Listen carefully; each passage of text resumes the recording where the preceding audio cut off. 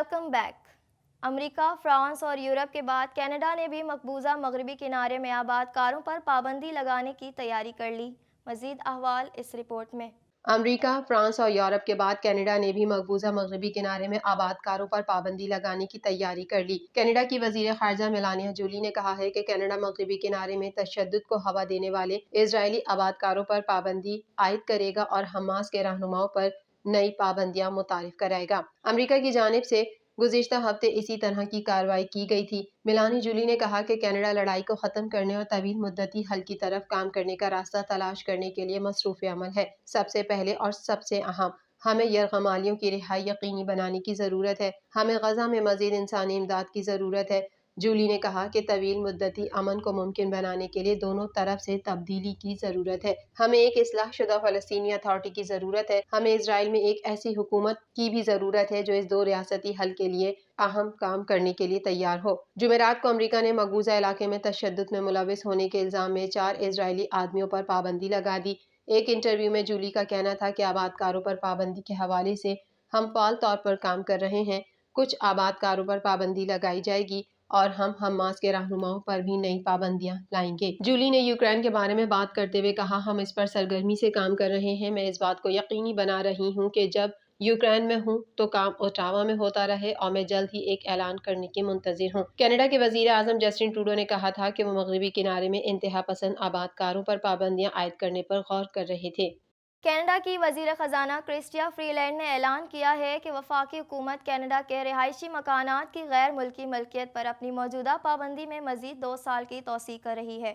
مزید احوال اس رپورٹ میں۔ کینیڈا کی وزیر خزانہ کرسٹیا فری لینڈ نے اعلان کیا ہے کہ وفاقی حکومت کینیڈا کے رہائشی مکانات کی غیر ملکی ملکیت پر اپنی موجودہ پابندی میں مزید 2 سال کی توسیع کر رہی ہے۔ فری لینڈ، جو نائب وزیر اعظم بھی ہیں، نے ایک بیان میں کہا کہ یہ توسیع وفاقی حکومت کے اقتصادی منصوبے کا ایک حصہ ہے تاکہ کینیڈینوں کے لیے مکانات کو مزید سستا بنایا جا سکے۔ پابندی فی الحال 1 جنوری 2025 کو ختم ہونے والی ہے اور اسے 1 جنوری 2027 تک بڑھا دیا جائے گا۔ فری لینڈ نے کہا، غیر ملکی خریداروں پر پابندی کو بڑھا کر ہم اس بات کو یقینی بنائیں گے کہ مکانات کینیڈین خاندانوں کے رہنے کے لیے گھر کے طور پر استعمال ہوں اور قیاس آرائی پر مبنی مالیاتی اثاثے کی کلاس نہ بنے۔ ان کا کہنا تھا کہ حکومت ملک بھر میں کینیڈینوں کے لیے رہائش کو مزید سستا بنانے کے لیے تمام ممکنہ ٹولز استعمال کرنے کا ارادہ رکھتی ہے۔ غیر ملکی خریداروں پر پابندی جو پہلی بار 1 جنوری 2023 کو لگائی گئی تھی، ان خریداروں کو جو کینیڈا کے شہری نہیں ہیں یا مستقل باشندے ملک میں جائیداد خریدنے سے روکتی ہے۔ غیر کینیڈینز کی طرف سے رہائشی املاک کی خریداری پر پابندی ایکٹ 2022 میں ہاؤسنگ افورڈیبلٹی کے خدشات کو ختم کرنے کی کوشش کے ایک حصے کے طور پر منظور کیا گیا تھا۔ غیر ملکی پیسہ سالوں سے کینیڈا کی رہائشی جائیداد خرید رہا ہے۔ فری لینڈ کے بیان میں کہا گیا ہے کہ ملک بھر میں ہاؤسنگ مارکیٹوں سے کینیڈینوں کی قیمتوں سے باہر ہونے کے بارے میں تشویش بڑھ رہی ہے۔ کینیڈا کے ہاؤسنگ بحران سے نمٹنے کے لیے یہ تازہ ترین اقدام لبرل حکومت کے اعلان کے 1 ماہ بعد سامنے آیا ہے، جب وہ طلبہ کے اجازت نامے پر 2 سال کے عارضی حد نافذ کرے گی۔ اسٹیٹسٹکس کینیڈا کے ذریعے گھر کی ملکیت کے تازہ ترین دستیاب اعداد و شمار سے پتہ چلتا ہے کہ 2021 تک ٹورنٹو کے ہاؤسنگ اسٹاک کا 2.6% اور وینکوور کا 4.3% غیر رہائشیوں کی ملکیت تھا۔ اتوار کو فری لینڈ کے بیان میں اس بات پر زور دیا گیا ہے کہ نیا اقدام کینیڈا کے خاندانوں کے لیے رہائش کو مزید سستا بنانے کے لیے ٹولز کے سیٹ کا صرف ایک حصہ ہے۔ بیان میں کہا گیا ہے کہ وفاقی حکومت جرأت مندانہ کارروائی کر رہی ہے اور حکومت کے تمام احکامات کے ساتھ کام کر رہی ہے تاکہ زیادہ سے زیادہ گھر تیزی سے اور زیادہ سے زیادہ کینیڈینوں کی پہنچ میں گھر کی ملکیت کو واپس لایا جا سکے۔ شماریات کینیڈا کی ایک نئی تحقیق کے مطابق 15% سے زیادہ تارکین وطن جو 1982 سے 2017 تک کینیڈا آئے تھے، اپنے داخلے کے 20 سال کے اندر اندر ملک چھوڑ کر چلے گئے۔ مزید احوال اس رپورٹ میں۔ شماریات کینیڈا کی ایک نئی تحقیق کے مطابق 15% سے زیادہ تارکین وطن جو 1982 سے 2017 تک کینیڈا آئے تھے، اپنے داخلے کے 20 سال کے اندر اندر ملک چھوڑ کر چلے گئے۔ یہ تعداد ایسے وقت میں سامنے آئی ہے جب بین الاقوامی طلبہ کے داخلے پر پابندی لگانے کے 1 ماہ سے بھی کم وقت کے بعد وفاقی لبرل امیگریشن ان پٹ کو کم کرنے کے لیے دباؤ کا سامنا کر رہے ہیں۔ شماریات کینیڈا نوٹ کرتا ہے کہ روانگی کے پیچھے مختلف وجوہات ہو سکتی ہیں۔ ماہرین کا کہنا ہے کہ یہ 3 سے 7 سال کینیڈین معاشرے کے مطابق ڈھالنے، نوکری تلاش کرنے، رہنے کے لیے جگہ تلاش کرنے، آب و ہوا کے مطابق ڈھالنے کے لیے، مثال کے طور پر کینیڈا کی سرد اور سخت سردیوں کے لیے ایک معقول مدت فراہم کرتے ہیں۔ ماہرین کے مطابق اس عرصے میں ملک چھوڑنے والے تارکین وطن کی تعداد حیران کن ہے۔ یہ وہ لوگ ہیں جنہوں نے کینیڈا میں رہائش یا شہریت حاصل کی ہے، جو ممکنہ طور پر رہنا چاہتے ہیں۔ ماہرین کا کہنا ہے کہ ایک مسئلہ یہ بھی ہو سکتا ہے کہ لیبر فورس میں شامل ہونے کی کوشش کی جائے، اور یہی وجہ ہے کہ کینیڈا کی لیبر فورس میں خلا کو ختم کرنے کے لیے مزید کچھ کیا جانا چاہیے۔ ہمارے لیے ہمارے پاس زیادہ پیداواری لیبر فورس ہے، اور خود نئے آنے والوں کے لیے وہ رہنے کے لیے زیادہ مائل ہوتے ہیں اگر وہ اپنی زندگی کی صورتحال سے زیادہ مطمئن محسوس کرتے ہیں۔ اعداد و شمار سے پتہ چلتا ہے کہ 20 سال کے اندر ہجرت کرنے کے لیے سرمایہ کار اور کاروباری افراد داخلے کی 2 سب سے زیادہ کلاسیں ہیں، لیکن وہ خود ملازمت اور تارکین وطن جنہیں ہنرمند کارکن سمجھا جاتا ہے ٹاپ 5 ہجرت کرنے والوں میں شامل ہیں۔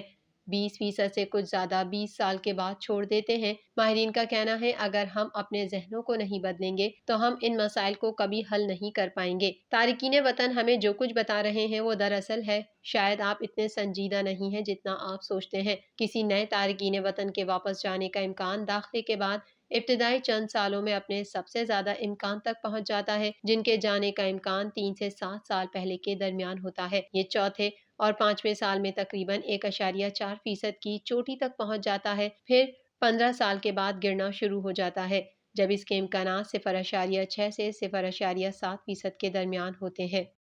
حماس کی جانب سے چند روز کے دوران 15 اسرائیلی فوجیوں کو مارنے کا دعویٰ سامنے آیا ہے، جبکہ اسرائیلی فوج نے غزہ کی پٹی کے علاقے رفح کے سیف زون پر بھی حملے شروع کر دیے ہیں۔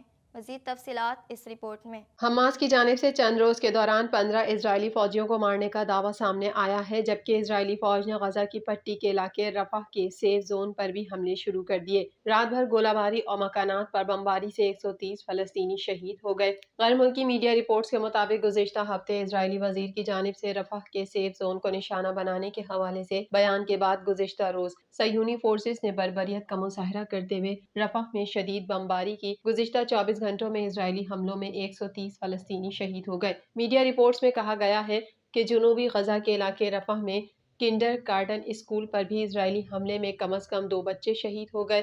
صہیونی فورسز نے خان یونس میں ہلال احمر کے یورپی ہیڈ کوارٹر پر بھی اسموک بم پھینکے۔ میڈیا رپورٹس کے مطابق ترجمان القسام بریگیڈ کا اس حوالے سے کہنا ہے کہ حملے میں اسرائیل کی 43 فوجی گاڑیاں تباہ کر دی ہیں۔